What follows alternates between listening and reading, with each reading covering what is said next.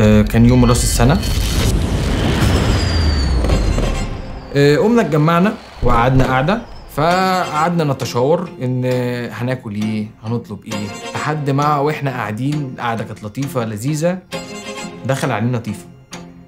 يعني انا مبقتش عارف اقول ايه وهذا ايه والمين فكنا في مأزق كبير جدا وبسبب انانية كل شخص. يعني هو لو مدحت عايز يساعد فهو ما بيساعدش غير قلت له يعني عديها المره دي، فصلاح لقيته بقى بيتدخل الصراحه. خناقات بقى طبعا ما بين الشباب. احنا طول عمرنا ما بنطيقش بعض اصلا.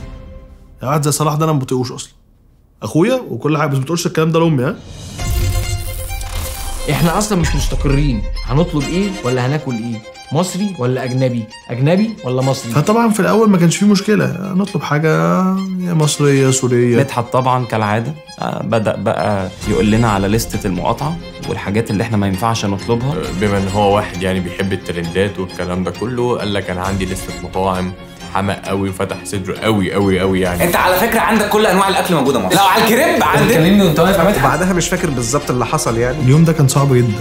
تمشي يمين ما تبصليش انا، هو اللي كلها. بقول لك انت حظيت ولا ايه؟ هناك في كمين، تمشي يسار مدحت دماغه ضيقه، هناك في كفار، ترجع ورا انا اللي بتعب وانا اللي بيجي لي تسمم من افتكاسات بمدحت. تلقى الدمار. جيب انا بقول لك يا مدحت. انت كنت فين يا عم؟ جيب ملك الحلول جيب. كنت فين؟ احنا هنسيح جيبك.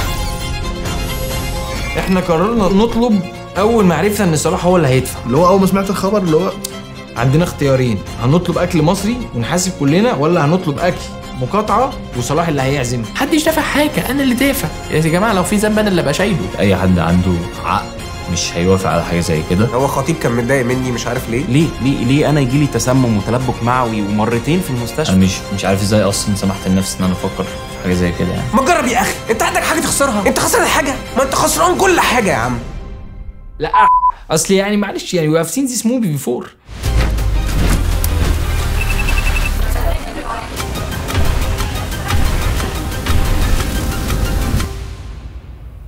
انا طبعا مقاطع. انا مع مصر. انا مع مصر، انا بحب مصر. انت مش بتحب مصر؟ بتحب مصر؟ خلاص مقاطع، يبقى مقاطع. مش الحاجات دي هتنزل؟ يبقى مقاطع. امال انت فاكر ايه؟